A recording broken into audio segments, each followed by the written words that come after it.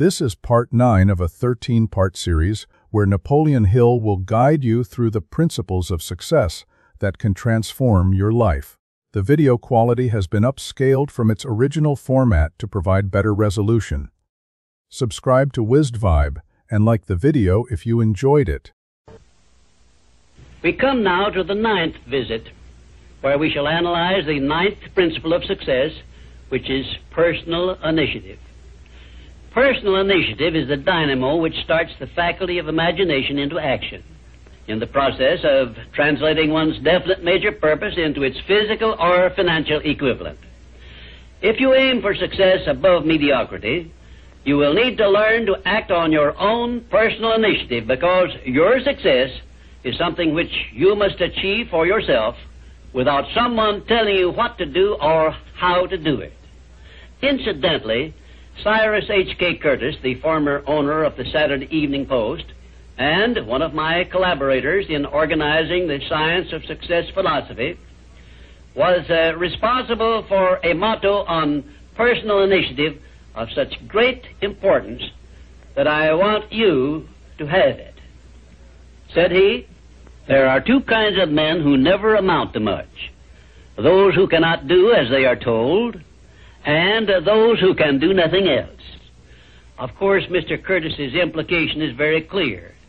He implied that those who amount to something worthwhile in life are those who move on their own personal initiative without being told what to do or why they should do it. The men who stand out in the minds of the public as the greatest successes from the days of George Washington on to the present are those who chose their own occupation, business, or profession, and moved on their own personal initiative in achieving their purpose. And those who are getting ahead most rapidly today, no matter in what position they began, are those who promote themselves to a higher place in life by acting on their own personal initiative. The habit of personal initiative not only inspires one to move on his own responsibility, but it also influences him to carry through until he completes that which he undertakes in a manner pleasing to all concerned, because he knows that a winner never quits and a quitter never wins.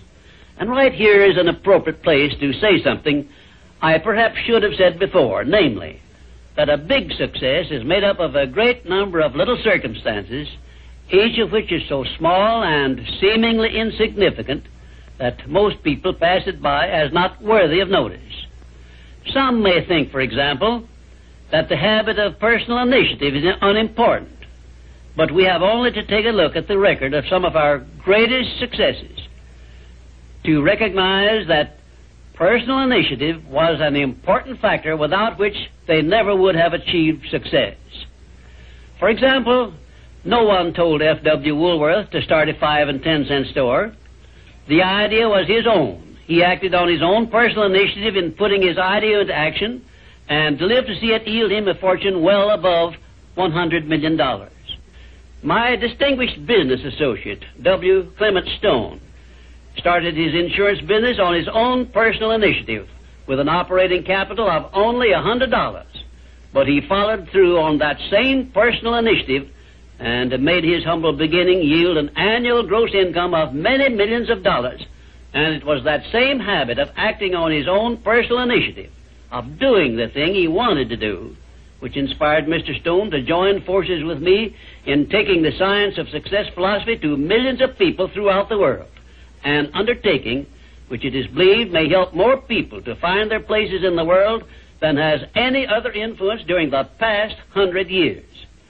The habit of personal initiative was the chief trait which helped Henry J. Kaiser to build a great industrial empire and raise himself to a high position in the industrial world. It was this trait of personal initiative which inspired Mr. Kaiser to pile up such an enormous record in the building of ships during World War II, despite the fact that he had never built ships before. One day when I was lecturing to one of my classes, I mentioned Henry J. Kaiser's wonderful record in building ships more cheaply and quickly than experienced shipbuilders had been able to do, when one of my students spoke up and said, "Mr. Kaiser's having been a friend of Jesse Jones of the Federal Reserve Bank did not hurt his chances of success any, did it?" Well, for a moment it looked as if that question had placed me on a spot. But I soon recovered my composure and came back with this reply. No, his knowing Mr. Jones did not hurt his chances, but think of the thousands of industrialists, many of whom may also have known Mr. Jones, but did not use their personal initiative in getting his financial help. Personal initiative is one quality which inspires one to form friendships and to make contacts with people who can be of aid to them in times of need. It was my personal initiative which influenced Andrew Carnegie to give me an opportunity to organize the Science of Success philosophy. I now wish to give you an outline of the more important attributes of the person who has sufficient personal initiative to give him leadership in his chosen occupation. 1, first of all, the person who follows the habit of personal initiative has a definite major purpose in life and a plan for its attainment. 2, and a mastermind alliance with those whose help is essential in achieving his major purpose. 3, he has the necessary persistence and the will to win to carry him along when the going is hard and he meets with obstacles. 4, he makes decisions promptly when he has the necessary facts on which to base them and changes them slowly, if at all. 5, he follows the habit of doing more than he is paid for, and he does so in a pleasing, positive mental attitude. 6, he accepts full responsibility for everything he undertakes and never passes the buck when things go wrong. 7, he can take friendly criticism without resentment because he has learned to profit by it. 8, he knows what the 9 basic motives are which inspire all human endeavors and never requests anyone to do anything for him without giving that person an adequate motive for doing so. 9, he never expresses an opinion about anything unless he has thought the subject through and is prepared to state how he came by his opinion. 10, he follows the habit of listening much and talking only when he has something to say which may benefit himself or others. 11, he has a well-developed sense of observation of small details and knows his job from the smallest detail to the greatest. 12, he never tells anyone to do anything without suggesting why it should be done and how it may be done best. 13, he follows the habit of concentrating his full attention on one thing at a time. 14, his mental attitude is positive at all times when he is in communication with other people. 15, if you ask him a question, he will give you a direct answer, even if he has to tell you he does not know the correct answer. 16, last but perhaps most important of all, he never puts off until tomorrow that which should have been done last week, because he knows that the habit of procrastination is near the top of the list of the causes of failure. If you can rate OK on each of these 16 traits of personal initiative, you are a leader in your field of endeavor.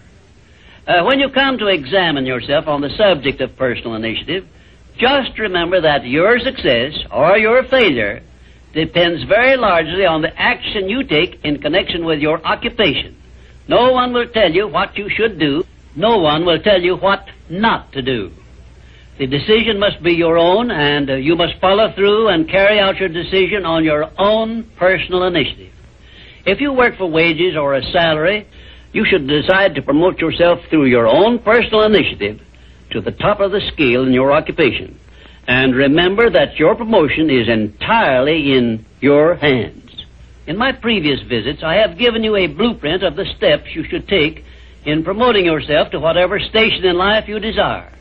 Now, let me give you a brief review of 8 principles we have covered previously.